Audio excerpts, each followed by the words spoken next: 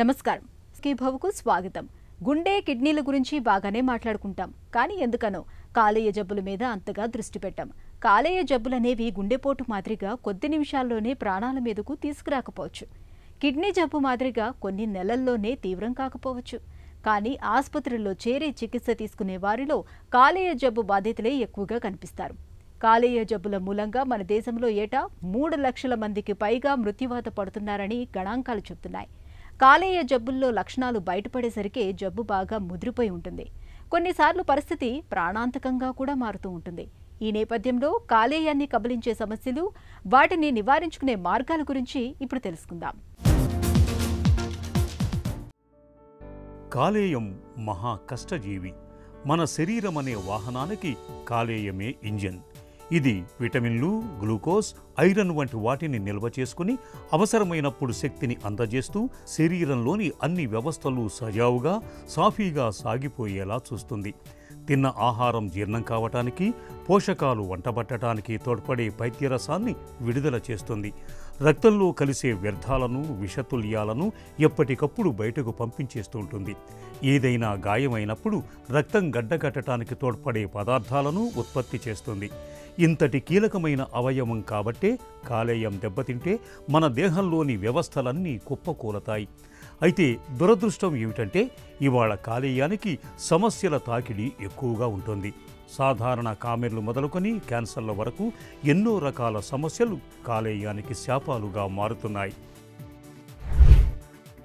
కాలేయం అనేది మన శరీరంలో చాలా కీలకమైన ఆర్గన్. ఇన్ఫ్యాక్ట్ మన బాడీలో చూస్తే అది సెకండ్ లార్జెస్ట్ ఆర్గన్ యాక్చువల్లీ. ఎందుకంటే దీనికి ఎన్నో ఫంక్షన్స్ ఉన్నాయి. ఒక విధంగా చూస్తే కాలేయం మన బాడీకి ఒక ఫ్యాక్టరీ లాంటిది. కాలేయం మన బాడీలోకి అవసరమైన ఎన్నో రసాయనాలని, ప్రోటీన్స్ని లివర్లోనే తయారవుతాయి. సో దానివల్ల ఇప్పుడు మన బ్లడ్ క్లాటింగ్ కానీ, బ్లడ్ వాల్యూమ్ మెయింటెనెన్స్ కానీ, కిడ్నీ ఫంక్షన్ కానీ, ఇవన్నిటికీ లివర్ చాలా అవసరం. అదే కాకుండా మనం తీసుకున్న మందులు, బై మిస్టేక్ ఏమైనా పాయిజన్స్ లాంటివి తీసుకున్నా కూడా కాలేయమే వాటిని డీటాక్సిఫై చేస్తుంది అనమాట. సో ఆ బాడీలో ఆ టాక్సిన్స్ అక్యుములేట్ అవ్వకుండా హెల్ప్ చేస్తుంది. మూడో ఫంక్షను మన బాడీ ఇమ్యూనిటీ, అంటే ఇన్ఫెక్షన్స్ ఫైట్ చేయడానికి కావలసిన ప్రోటీన్స్ ఇవన్నీ కూడా కాలేయంలోనే చాలా వరకు తయారవుతాయి. ఈ విధంగా చూస్తే మన బాడీలో ప్రతి ఫంక్షన్లోనూ కాలేయానికి ఏదో ఒక ఉపయోగం ఉంది, ఏదో ఒక రోల్ ఉంది. ఈ కాలంలో డెఫినెట్గా కాలేయం రిలేటెడ్ డిసీజెస్, లివర్ డిసీజెస్ చాలా ఎక్కువ అవుతున్నాయి. మెయిన్లీ చూస్తే లైఫ్ స్టైల్ రిలేటెడ్ ప్రాబ్లమ్సే. సో మన దేశంలో major 2 causes of liver disease అంటే ఒకటేమో ఆల్కహాల్. ఎక్కువగా ఆల్కహాల్ తాగి దానివల్ల లివర్ డ్యామేజ్ అయ్యి లివర్ ఫెయిల్ అవ్వటం. రెండవది లాస్ట్ 10-15 ఇయర్స్లో ఇంక్రీజ్ అవుతుంది ఏంటంటే ఫ్యాటీ లివర్ డిసీజ్.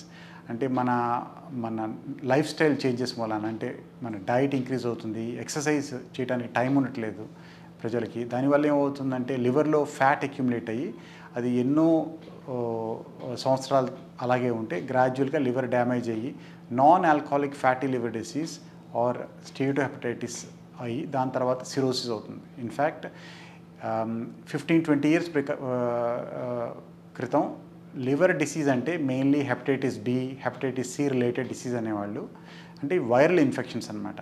కానీ ఇప్పుడు చూస్తే 2 most common diseases causing liver failure in our country అంటే alcoholic liver disease, fatty liver disease related liver failure. మన కాలేయం దాదాపు 500 పనుల దాకా నిర్వర్తిస్తుందని డాక్టర్లు చెబుతుంటారు. కాలేయానికి ఉన్న మరో ప్రత్యేకత ఏమిటంటే శరీరాన్ని రక్షించే క్రమంలో హానికారకాల వల్ల ఏదైనా డ్యామేజ్ జరిగితే కాలేయం తనంతకు తానుగా దానిని రిపేర్ చేసుకోగలదు. ఇంతటి ప్రధానమైన కాలేయానికి ఇవాళ సాధారణ కామెర్లు మొదలుకొని ప్రమాదకరమైన హెపటైటిస్ బి, సి వంటి ఇన్ఫెక్షన్లతో పాటు ఫ్యాటీ లివర్, లివర్ సిండ్రోసిస్ వంటి సమస్యల తాకిడి ఎక్కువగా ఉంటోంది. తినే తిండి, తాగే నీరు కలుషితం కావటం, పొగ, మద్యపానం, వేపుళ్ళు, ఫ్యాటీ ఫుడ్స్ని అతిగా తీసుకోవటం, నాటుమందులు, హెర్బల్ మెడిసిన్స్ని విచ్చలవిడిగా వాడటం వల్ల కాలేయానికి సమస్యల బెడద పెరుగుతోంది. కాలేయంలో సమస్య మొదలైనప్పుడు ముందుగా ఫ్యాటీ లివర్ అంటే కాలేయంపై కొవ్వు పేరుకుపోతూ వస్తుంది. ఇలాంటప్పుడు ఆకలి, అరుగుదల శక్తి తగ్గుతుంది.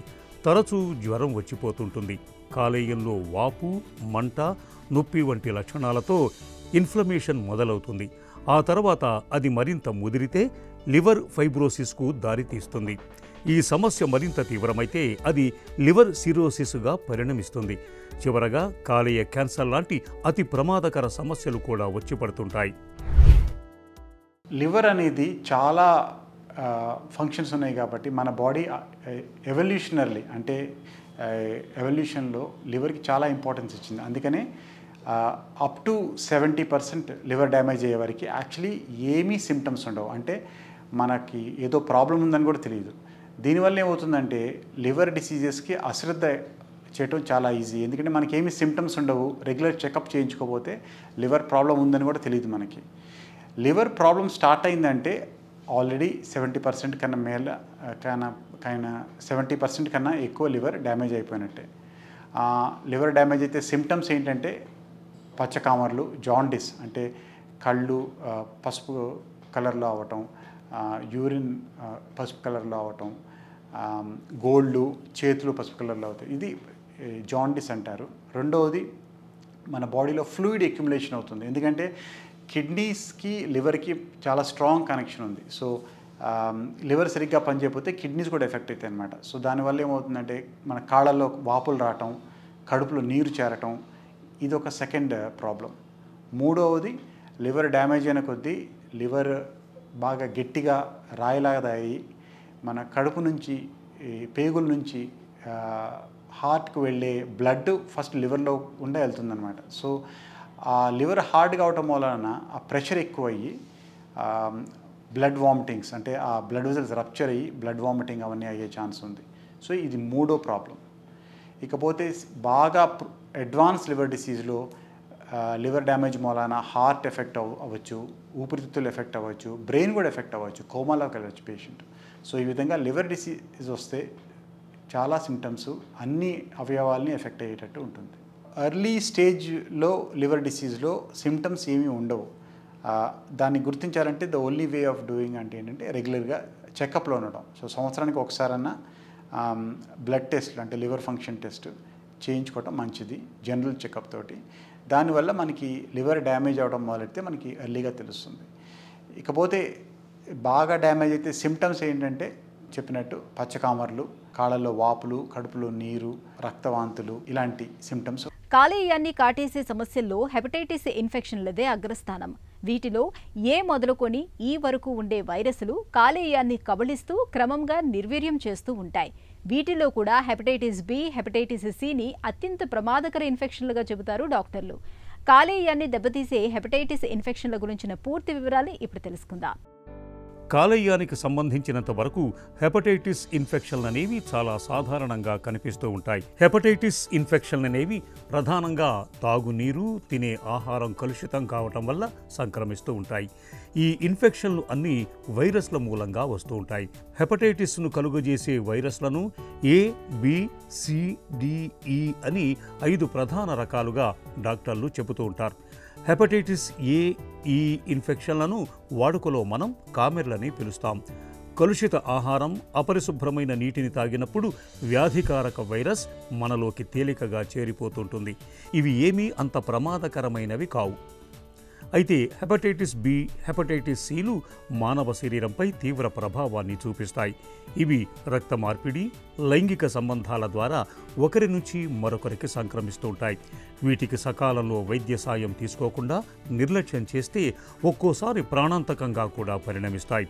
హెపటైటిస్ ఇన్ఫెక్షన్లతో పాటు ఫ్యాటీ లివర్, లివర్ సిరోసిస్ కూడా కాలేయాన్ని క్రమంగా కబళిస్తూ చివరికి నిర్వీర్యం చేస్తుంటాయి.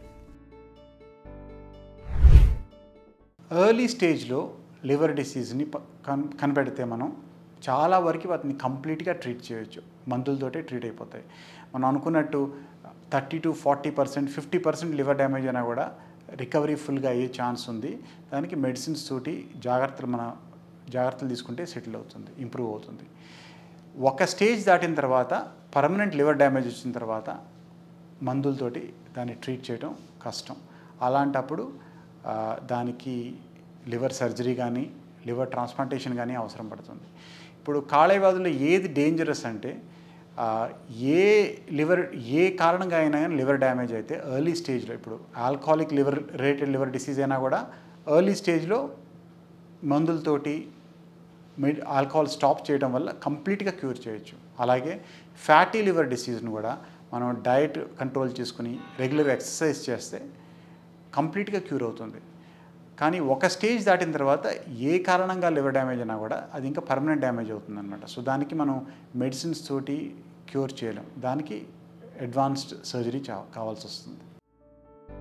కాలేయంలో తలెత్తిన సమస్యల్ని అంచనా వేసేందుకు డాక్టర్లు రోగిలో కనిపించే లక్షణాలతో పాటు ultrasound, abdomen scanning, liver function టెస్టులను చేస్తూ ఉంటారు. క్యాన్సర్ తాలూకు అనుమానాల్ని నివృత్తి చేసుకునేందుకు అవసరమైతే లివర్ బయాప్సీ కూడా చేస్తుంటారు. ఈ పరీక్షల సాయంతో కాలేయంలో తలెత్తిన సమస్యల్ని చాలా వరకు నిర్ధారించుకోవచ్చు. సాధారణ కామెర్లు అయితే కొంతకాలం విశ్రాంతి తీసుకుంటే సరిపోతుంది. అదే హెపటైటిస్ బి, హెపటైటిస్ సి ఇన్ఫెక్షన్లకు డాక్టర్ల పర్యవేక్షణలో కొంతకాలం పాటు చికిత్స తీసుకోవాల్సి ఉంటుంది. ఇక ఫ్యాటీ లివర్ సమస్య ఉన్నప్పుడు, అది కూడా మొదటి 2 దశలోనే ఉందని నిర్ధారణ అయినప్పుడు ఆహార వ్యాయామాల్లో తగిన జాగ్రత్తలు తీసుకుంటే సరిపోతుంది. అవసరమైతే మందులు వాడుకోవటం ద్వారా కాలేయంలో కొవ్వు సమస్యను చాలా వరకు తగ్గించుకోవచ్చు. కాలేయం 70% వరకు పాడైనా మందులతో బాగు చేసే అవకాశం ఉంటుంది. కాలేయం పూర్తిగా దెబ్బతినిపోయి సిమెంటు ముద్దలాగా గట్టిపడిపోయినప్పుడు మాత్రం తప్పనిసరిగా కాలేయాన్ని మార్పిడి చేయాల్సి ఉంటుంది. లివర్ ఎఫెక్ట్ అయిందంటే, కాలేయ వ్యాధి వచ్చిందంటే దానికి చాలా టెస్టులు ఉంటాయి. అదొక స్టేజ్డ్గా చేస్తాం అన్నమాట. అంటే ఫస్ట్ బేసిక్ టెస్టులు చేస్తాం, లివర్ ఫంక్షన్ టెస్టులు, అల్ట్రాసౌండ్ స్కాన్. దీనివల్ల మనకి చాలా వరకు తెలుస్తుంది లివర్ ఫంక్షన్ ఎలా ఉంది, లివర్ కండిషన్ ఎలా ఉన్నది. Next step fibro scan. దానివల్ల మనకి లివర్లో ఏమైనా పర్మనెంట్ డ్యామేజ్ ఉందా అని తెలుస్తుంది. ఇకపోతే ఇంకొన్ని స్పెషలైజ్డ్ బ్లడ్ టెస్ట్లు, ట్యూమర్ మార్కర్స్ అంటారు. అంటే లివర్ డ్యామేజ్ అయిన కొద్దీ లివర్లో క్యాన్సర్లు వచ్చే ఛాన్స్ ఉంది. దాన్ని పికప్ చేయడానికి కొన్ని బ్లడ్ టెస్ట్లు, ఆల్ఫా ఫిటోప్రోటీన్ అనే బ్లడ్ టెస్ట్ చేస్తారు. అలాగే సిటీ స్కాన్ కానీ ఎంఆర్ఐ స్కాన్ కానీ కూడా చేయాల్సిన అవసరం ఉంటుంది. లివర్లో డ్యామేజ్ ఎంతవరకు ఉంది, లివర్ డ్యామేజ్ వల్ల దానివల్ల సిమ్టమ్స్ ఏంటి, దానివల్ల ఏమైనా ట్యూమర్లు, క్యాన్సర్ లాంటివి ఏమైనా వస్తున్నాయని చూడటానికి ఈ స్కాన్లు బాగా ఉపయోగపడతాయి. ఎర్లీ స్టేజ్లో పట్టుకుంటే చాలా వరకు లివర్ డిసీజెస్ని మనం కంప్లీట్గా క్యూర్ చేయొచ్చు. ఎందుకంటే లివర్కి నేను చెప్పినట్టు దానికదే రిపేర్ చేసుకునే కెపాసిటీ చాలా స్ట్రాంగ్గా ఉంది. సో మనం ఏ కారణంగా అయితే లివర్ డ్యామేజ్ అవుతుందో ఆ కారణాన్ని స్టాప్ చేసి సపోర్టివ్ మెడికేషన్స్ ఇస్తే లివర్ కంప్లీట్గా రికవర్ అవుతుంది. సో ఇప్పుడు ఆల్కహాలిక్ రిలేటెడ్ లివర్ డిసీజ్ అనుకోండి, ఇప్పుడు ఆల్కహాల్ కంప్లీట్గా స్టాప్ చేసేసి సపోర్టివ్ మెడికేషన్స్ ఇచ్చి మంచి డైట్ తీసుకుంటే కంప్లీట్లీ రివర్సిబుల్, నార్మల్గా అయిపోతుంది లివర్ డిసీజ్. అలాగే ఫ్యాటీ లివర్ డిసీజ్ వల్ల ఏమైనా లివర్ డ్యామేజ్ అవుతుంటే మనం డైట్ కంట్రోల్ చేసుకుని ఎక్సర్సైజ్ మంచిగా చేసి సపోర్టివ్ మెడికేషన్స్ తోటి అగైన్ లివర్ కంప్లీట్గా నార్మల్ అవుతుంది. ఒకవేళ ఒక స్టేజ్ దాటిన తర్వాత మెడిసిన్స్ వల్ల ఇంప్రూవ్మెంట్ కాకపోతే అప్పుడు దానికి మనం స్పెషలైజ్డ్ ట్రీట్మెంట్స్, లివర్ ట్రాన్స్ప్లాంట్ అలాంటి ట్రీట్మెంట్లు చేయాల్సి వస్తుంది. లివర్ ట్రాన్స్ప్లాంటేషన్ అనేది చాలా పెద్ద ఆపరేషన్. సో మనం మాట్లాడుకున్నాం ఎందుకు లివర్ ట్రాన్స్ప్లాంటేషన్ అవసరం అంటే chronic liver disease, acute liver failure. కానీ ఈ ఆపరేషన్ తట్టుకోగలరా అన్నది కూడా చూసుకోవాలి మనం ఫస్ట్. సో ఎవరికైతే ట్రాన్స్ప్లాంట్ అవసరం అనుకుంటామో వాళ్ళకి చాలా టెస్టులు చేస్తాం. ఫస్ట్ వాళ్ళ హార్ట్ ఎలా ఉంది, ఊపిరితిత్తులు ఎలా ఉన్నాయి, మూత్రపిండాలు ఎలా ఉన్నాయి. ఎందుకంటే అన్ని ఆర్గన్స్ బాగా పనిచేస్తూ లివర్ ఒకటే డ్యామేజ్ ఉంటేనే లివర్ ట్రాన్స్ప్లాంటేషన్ సక్సెస్ఫుల్గా ఉంటుంది. సో అందుకని ట్రాన్స్ప్లాంట్ ఎవరికైతే అవసరం వాళ్ళందరికీ ఈ టెస్ట్లు, బ్లడ్ టెస్ట్లు కానీ, స్కాన్స్ కానీ, హార్ట్ టెస్ట్లు కానీ అన్నీ చేసి ఓకే ఈవిడ ట్రాన్స్ప్లాంటేషన్ చేయగలం, తట్టుకోగలరు ఆపరేషన్ చేసిన రికవర్ అయ్యే మంచి ఛాన్స్ ఉంది అని ఉంటేనే మనం ట్రాన్స్ప్లాంట్ చేపడతాం అన్నమాట. ట్రాన్స్ప్లాంటేషన్ సక్సెస్ ఎంత అంటే currently transplantation success is more than 90%. 90 to 95% patients operation తర్వాత కంప్లీట్గా రికవర్ అవుతారు. Obviously success depends on the patient condition. So patient liver damage అయ్యి కానీ హార్ట్ బాగానే ఉంది, మూత్రపిండాలు బాగానే ఉన్నాయి, జనరల్ కండిషన్ బాగుందంటే 90 to 95% సక్సెస్ ఉంది. అలాగే పేషెంట్ బాగా సిక్ అయిపోయి లేట్ స్టేజ్లో ట్రాన్స్ప్లాంట్ చేస్తే అంటే పేషెంట్కి కిడ్నీలు సరిగ్గా లేదు, కిడ్నీ ఫంక్షన్ బాగాలేదు, లేకపోతే లివర్ డ్యామేజ్ వల్ల కిడ్నీస్ ఎఫెక్ట్ అయ్యి డయాలసిస్ చేయాల్సి వస్తుంది, లేకపోతే కోమాల్లో ఉండటం వల్ల వెంటిలేటర్ మీద ఉండాల్సి వస్తుందంటే అప్పుడు సక్సెస్ తగ్గుతుంది. మేబీ 70 to 75% సక్సెస్ ఉండొచ్చు. కానీ ఏ పేషెంట్కైనా లివర్ ట్రాన్స్ప్లాంట్ ఎప్పుడు చేస్తామంటే ట్రాన్స్ప్లాంట్ వల్ల బెనిఫిట్ ట్రాన్స్ప్లాంట్ చేయకపోతే రిస్క్ కన్నా ఎక్కువ ఉండాలి. సో ఇప్పుడు పేషెంట్కి వెంటిలేటర్ మీద ఉన్న పేషెంట్, డయాలసిస్ మీద ఉన్న పేషెంట్కి ట్రాన్స్ప్లాంట్ చేయకపోతే సర్వైవ్ అయ్యే ఛాన్స్ 0%. సో అలాంటప్పుడు 70% సక్సెస్ ఉన్నా కూడా మనం transplant is the better option అన్నమాట. సో ప్రతి పేషెంట్లోనూ మనం రిస్క్ బెనిఫిట్ అనలైజ్ చేసి ఏది బెటర్, ట్రాన్స్ప్లాంట్ చేస్తే మనకి మంచి బెనిఫిటా లేకపోతే ట్రాన్స్ప్లాంట్ చేయకుండానే మందులతో మేనేజ్ చేయడం బెటరా అన్నది ప్రతి పేషెంట్కి మనం స్పెషలిస్టులు కలిసి డిస్కస్ చేసి డిసైడ్ చేస్తాం. పొగ, మద్యపానం వంటి అలవాట్ల ఊసే లేకపోయినా లివర్ పాడైపోయిందని వాపోతూ ఉంటారు మనలో చాలామంది. నిజానికి కాలేయం దెబ్బతినటానికి సిగరెట్, మద్యం మాత్రమే కాదు, మన ఆహారపు అలవాట్లు, నిత్యం వాడే కొన్ని రకాల మందులు కూడా ఒక కారణమే అంటారు నిపుణులు. ఏది పడితే అది తినేస్తూ పొట్టను చెత్తకుప్పలా మార్చేస్తున్నప్పుడు, కలుషిత నీటిని తాగుతున్నప్పుడు మనకు తెలియకుండానే కాలేయం దెబ్బతినిపోతూ ఉంటుంది. ప్రాణాధారమైన కాలేయాన్ని ఆరోగ్యంగా ఉంచుకునేందుకు ఏం చెయ్యాలో, జీవనశైలి అలవాట్ల విషయంలో ఎలాంటి జాగ్రత్తలు తీసుకోవాలో ఇప్పుడు తెలుసుకుందాం. చాలా సందర్భాల్లో కాలేయ సమస్యలు మందుల సాయంతోనే తగ్గిపోతుంటాయి. ఆ స్థాయి దాటి కాలేయం దెబ్బతినిపోతే మాత్రం ఇక లివర్ ట్రాన్స్ప్లాంటేషన్ ఒక్కటే పరిష్కారం. కాలేయ మార్పిడి అవసరమైన రోగులు ఆరోగ్యపరంగా ఎన్నో ఇబ్బందుల్ని ఎదుర్కొంటూ ఉంటారు. ఒకసారి సిరోసిస్ బారిన పడితే ఇక జీవితం దినదిన గండంగా తయారవుతుంది. కామెర్లతో శరీర రంగు మారిపోయి కాళ్ళు వాపులు, ఛాతీ, పొట్ట నిండా నీరు చేరి ఆహారం తీసుకోలేక బలహీనంగా తయారై ఎంతో అసౌకర్యంగా కనిపిస్తారు. వీరికి ఒకసారి కాలేయ మార్పిడి జరిగితే వారి జీవన చిత్రం పూర్తిగా మారిపోతుంది. శరీర రంగు మామూలుగా మారుతుంది. వ్యాధి లక్షణాలన్నీ మటుమాయమై సాధారణ మనుషుల్లా తయారవుతారు. లివర్ సిరోసిస్కు గురై కాలేయ మార్పిడి చేయించుకున్న ప్రతి 100 మందిలో దాదాపు 80 మంది ఆయుర్దాయం కనీసం 5 నుంచి 10 ఏళ్ల వరకు పెరుగుతుంది. ఇక మనకు ప్రాణాధారమైన కాలేయాన్ని పదిలంగా ఉంచుకునేందుకు ఆహారపు అలవాట్లు మొదలుకొని జీవనశైలి వరకు చాలా జాగ్రత్తలే తీసుకోవాల్సి ఉంటుంది. మన దేశంలో లివర్ డిసీజ్కి మెయిన్ కారణాలు ఏంటంటే మందు తాగటం, ఫ్యాటీ లివర్ డిసీజ్.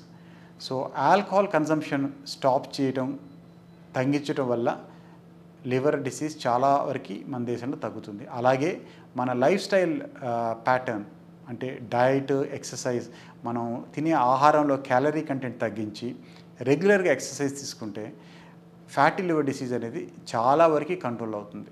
ఇన్ఫ్యాక్ట్ ఈ రెండు కనుక చేంజెస్ చేసుకుంటే మన దేశంలో ఆల్మోస్ట్ 50% వరకు లివర్ డిసీజెస్ని మనం కంట్రోల్ చేసుకోవచ్చు. In addition to this viral hepatitis అనేది ఒక main cause for liver disease అనమాట. హెపటైటిస్ బి, హెపటైటిస్ సి అనే 2 వైరస్ ఇన్ఫెక్షన్స్ వల్ల లివర్కి పర్మనెంట్ డ్యామేజ్ అయ్యే ఛాన్స్ ఉంది. సో దానివల్ల ఇప్పుడు హెపటైటిస్ బికి మన దగ్గర చాలా మంచి ఎఫెక్టివ్ వ్యాక్సిన్ ఉంది.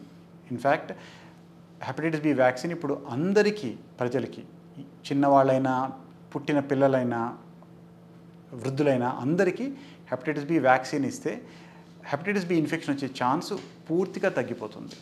సో ఇది ఒక వ్యాక్సిన్ ఒకటి చేయించుకుని, రెండవది మన పర్సనల్ హైజీన్. ఇప్పుడు hepatitis B, hepatitis C spread అయ్యేది బ్లడ్ వల్ల, నీడిల్స్ వల్ల, షేర్డ్ రేజర్స్ వల్ల, అన్ప్రొటెక్టెడ్ ఇంటర్కోర్స్ వల్ల స్ప్రెడ్ అవుతాయి. సో ఈ జాగ్రత్తలు మనం తీసుకుంటే మనకి ఈ వైరస్ ఇన్ఫెక్షన్స్ వచ్చే ఛాన్స్ చాలా చాలా తక్కువ.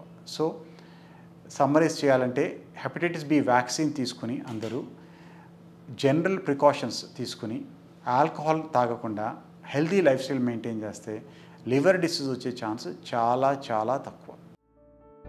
Prevention is better than cure. ఈ నానుడి కాలేయం విషయంలో 100కి 100 పాళ్ళు వర్తిస్తుంది. కాలేయాన్ని కాపాడుకునేందుకు జీవనశైలి అలవాట్ల విషయంలో ముందు నుంచి తగిన జాగ్రత్తలు తీసుకోవాలి. మద్యాన్ని మితంగా తీసుకోవటం లేదంటే పూర్తిగా మానుకోవటం చాలా ఉత్తమం. కాలేయం ఆరోగ్యానికి భద్రతనిచ్చే హెపటైటిస్ బి టీకాను తప్పనిసరిగా తీసుకోవాలి. మందుల చీటీ లేకుండా సొంతంగా మందుల్ని కొనుగోలు చేసి వాడకూడదు. ముఖ్యంగా హెర్బల్ మందుల వాడకంలో డాక్టర్ సలహాను తప్పనిసరిగా తీసుకోవాలి. రక్త మార్పిడి సమయంలో సురక్షితమైన జాగ్రత్తల్ని పాటించాలి. ఇలా అన్ని రకాలుగా తగిన జాగ్రత్తలు తీసుకోవటం ద్వారా మన కాలేయాన్ని భద్రంగా ఉంచుకోవచ్చు. కాలేయంలో తలెత్తే సమస్యల్లో చాలా వరకు మందులతోనే తగ్గిపోతాయి. కాలేయం పూర్తిగా పాడైపోయినప్పుడు మాత్రమే లివర్ ట్రాన్స్ప్లాంటేషన్కు వెళ్లాల్సి ఉంటుంది. ఇక తినే తిండి, తాగే నీరు ఈ రెండిటి విషయంలో జాగ్రత్తగా ఉంటూ అవి కలుషితం కాకుండా చూసుకోవాలి. అలాగే మందుల వాడకంలోనూ మద్యపానం విషయంలోనూ మనం జాగ్రత్తగా ఉండాలి. అప్పుడే మనకు ప్రాణాధారమైన కాలేయం ఆరోగ్యంగా పదిలంగా ఉంటుంది.